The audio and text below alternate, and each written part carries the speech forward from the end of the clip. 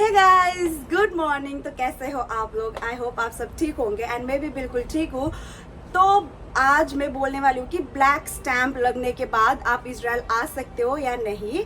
तो the answer is हाँ, आ सकते हो ब्लैक स्टैम्प लगने के बाद भी। ब्लैक स्टैम्प पहले तो मैं बोलूँगी कि ब्लैक स्टैम्प क्यों लगता है। अगर आपका इंटरव्यू फेल हो गए हो आप अभी तो अब इंटरव्यू से पहले आपको इंस्टीट्यूट में बुला के क्लासेस करवाया जाता है। जैसे कि अगर आपका कैवेक है, जायोन है, अवीवा है, कोई भी इंस्टीट्यूट हो, अगर आप वीक स्टूडेंट हो तो आपको पहले बुला के पढ़ाई करवा के फिर इंटरव्यू में भेजते। लेकिन वहाँ पे भी अगर आप ये नहीं बोल रही हो कि आप इंटरव्यू फेस नहीं कर पा रहे हो, ये है कि नर्वसनेस आ जाता है अगर आप एम्बेसी में जाके इंटरव्यू देते हो तो उस बेसिस पे क्या होता है कि ब्लैक स्टैम्प लग जाता है। मेरा कहने का मतलब ये है कि अगर आपने इंटरव्यू अच्छे से नहीं दिया है तो जब आप पासपोर्ट रिसीव करने जाओगे तो वहाँ पे ब्लैक स्टैम्प लगता है। ब्लैक स्टैम्प का मतलब ये होता है कि वीजा के बदले वो लोग एक स्टैम्प लगा के देते हैं। But after that stamp also you can come to Israel, क्योंकि वो स्टैम्प लगने के बाद आपको 3 मंथ्स तक वेट करना होता है। बट उस वो सेम जैसे कि आपका वीजा लगता है। मैं स्टार्टिंग से बता दूं, आपका मतास लगता है, फिर उसके बाद ऑनलाइन होता है, फिर वीजा प्रोसेस होता है।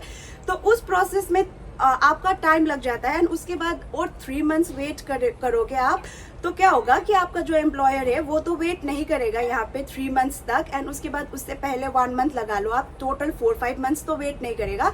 तो इसकी वजह से आपका सेम एम्प्लॉयर नहीं रहेगा। जब आप नेक्स्ट टाइम अप्लाई करोगे तो आपका नया मतास, फिर से सब कुछ नया होगा। But the thing is, black stamp लगने पे घबराने वाली बात नहीं है। आप और 3 मंथ्स वेट करो एंड अच्छे से प्रिपेयर करो एंड फिर वापस से ट्राई कर सकते हो।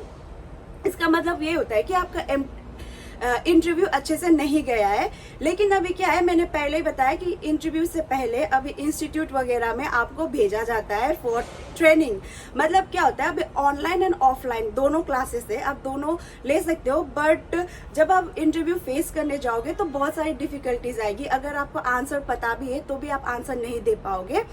तो इसकी वजह से मैंने अलग से एक ब्लॉग भी बनाया कि इंटरव्यू में क्या क्या पूछा जाता है एंड कैसे आपको फेस करना है, वो आप देख लेना। तो इंटरव्यू में वो होता है, अगर आप फेस नहीं कर पा रहे हो एंड वहाँ पे बहुत सारे क्वेश्चंस भी पूछते हैं, पता नहीं किसको कौन सा क्वेश्चन पूछ ले। ये नहीं कि एक इंसान को ये पूछा, बाहर आने के बाद उसने बताया कि मुझे ये पूछा तो आपको भी सेम क्वेश्चंस आएंगे, ऐसा नहीं होता है। आपको कुछ और रिलेटेड, क्योंकि आपका जो बायोडाटा बनता है एजेंसी से उस पर आपका डिफरेंट होता है एंड जो फर्स्ट पर्सन गया है उसका डिफरेंट होता है। तो अकॉर्डिंग टू द बायोडाटाज ये सारे क्वेश्चंस पूछते हैं। तो क्या है ना कि आपका जो पहले से एम्प्लॉयर है एंड वीजा लग गया, आपका सब कुछ हो गया, सब कुछ मेडिकल सब हो गया, लेकिन आप जब इंटरव्यू में गए तो आपका इंटरव्यू क्लियर नहीं हुआ, तो 1 वीक बाद या फिर 2 वीक्स बाद आपको पासपोर्ट मिला, तो पासपोर्ट में आपको देखने को मिला कि ब्लैक स्टैम्प लगा हुआ है। तो उस टाइम पे आपको घबराने की बात नहीं है। आपका रिस्पेक्टिव जो भी एजेंट है, मतलब जहां से आपने अप्लाई किया था, एजेंसीज नहीं बोल रही हूँ, वो कैबेक वगैरह तो कुछ नहीं कर पाएगी। जो भी एजेंट है वो आपके लिए नया एम्प्लॉयर एंड नया मतास, नया ऑनलाइन, नया सब कुछ, नया बलमास, सब कुछ नया करके देगा। एंड फिर से आपको मेडिकल भी री करनी पड़ेगी, क्योंकि उसका वैलिडिटी सिर्फ 3 मंथ्स का होता है। तो 3 मंथ्स के अंदर में आपका सब कुछ चेंज हो जाएगा। तो इसकी वजह से आपका फिर से नया प्रोसेस होगा, नया नए तरीके से जो भी है। एंड अपोस्टल तो वो तो लाइफ टाइम है, वो तो कुछ होगा नहीं अपोस्टाइल का, क्योंकि डॉक्यूमेंट्स भी अपोस्टाइल करवाने होते हैं। एंड जो न्यू कमर्स है उनको थोड़ा बहुत पता होगा, क्योंकि वो लोग अभी दिल्ली में है तो उनको पता है कि अपोस्टाइल करवाने होते हैं डॉक्यूमेंट्स एंड उसके बाद सबमिशन होता है। तो वो क्या होगा कि री से होगा आपका सब कुछ, अपोस्टाइल छोड़ के फिर री से होगा, क्योंकि आपका नया एम्प्लॉयर है एंड आपके पास नया जॉब लेटर आएगा, सब कुछ नया होगा इसकी वजह से। एंड जस्ट बिकॉज आपका इंटरव्यू अच्छा नहीं गया बट आपका मेडिकल तो क्लियर हो चुका है, बट स्टैम्प आपको वीजा मिला ही नहीं, आपका तो ब्लैक स्टैम्प लग गया है। तो इसकी वजह से आपको नए से शुरुआत करनी पड़ेगी। लेकिन वेर एज आपका अभी सब कुछ चेंज हो गया है। वंस आई मीट वंस अभी न्यू कमर्स आ रहे हैं तो मैं उनसे मिलके अच्छे से बात करके फिर आप तक कन्वे करूंगी मैसेज कि कैसे क्या हो रहा है वहाँ पे। तो पहले जब हम लोग मतलब पहले जब हम लोगों ने ट्राई किया था, या फिर पहले जो भी था अभी वैसा नहीं है, क्योंकि पहले मैंने ब्लैक स्टैम्प का सुना नहीं था। जब हम लोग आए थे, हम लोग मतलब मेरे जो फ्रेंड सर्कल्स थे या मैंने ट्रेनिंग की हुई थी, वहाँ पे वो ब्लैक स्टैम्प का सीन नहीं था, या फिर मुझे नहीं पता, क्योंकि मेरे जो फ्रेंड सर्कल है वो कई मतलब किसी का भी ब्लैक स्टैम्प नहीं लगा था। एंड सारे के सारे का इंटरव्यू क्लियर हो गया होगा, इसकी वजह से नहीं लगा। लेकिन अभी जब आपका इंटरव्यू क्लियर नहीं होता है तो ब्लैक स्टैम्प लग जाता है। तो इसमें घबराने वाली बात नहीं है कि आपका ये नहीं हो रहा है, वो नहीं हो रहा है, तो आप आराम से कर सकते हो।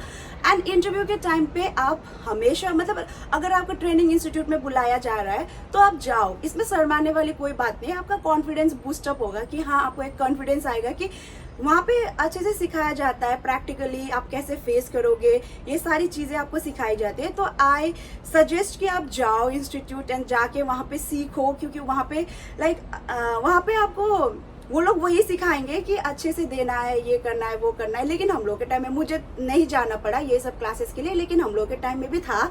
अगर आप वीक हो एंड अगर आपको डर लग रहा है या फिर आपके पास कॉन्फिडेंस नहीं है इंटरव्यू फेस करने के लिए, तो आप जाके आराम से इंस्टीट्यूट में फिर से वो इंटरव्यू का प्रोसेस करके एम्बेसी में जा सकते हो। तो ये ब्लैक स्टैम्प लगने से तो अच्छा है कि आप पहले ही प्रिपेयर होके जाओ, क्लासेस अटेंड करो, क्लासेस करो एंड मैम से पूछो कि कैसे क्वेश्चंस पूछे जाते हैं।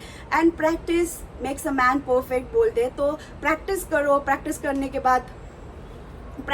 के बाद आपको थोड़ा कॉन्फिडेंस आएगा कैसे बात करना है, कैसे नहीं बात करना है।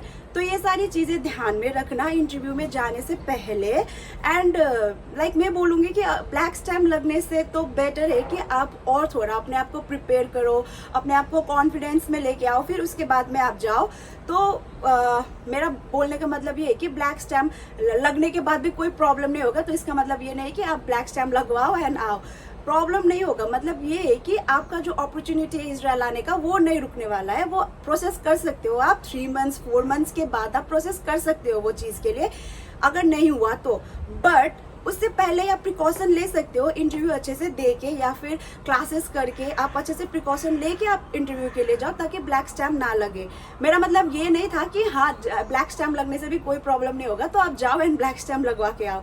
मेरा मतलब ये था कि ब्लैक स्टैम्प लगने पे भी अभी आपको ऐसे टेंशन लेने वाली बात नहीं है, आप आ सकते हो। एंड उससे पहले ब्लैक स्टैम्प लगने से पहले अगर आप प्रिपेयर होके जाओगे तो वो बहुत अच्छी बात है। सो अभी ब्लैक स्टैम्प का मैंने क्लियर कर दिया कि अगर आपके पासपोर्ट में या फिर आपके फ्रेंड्स या फिर आपके जान पहचान किसी के भी ब्लैक स्टैम्प है तो आप अपने एजेंट से बात कर सकते हो, क्योंकि ब्लैक स्टैम्प लगने के बाद भी आप इजराइल आ सकते हो।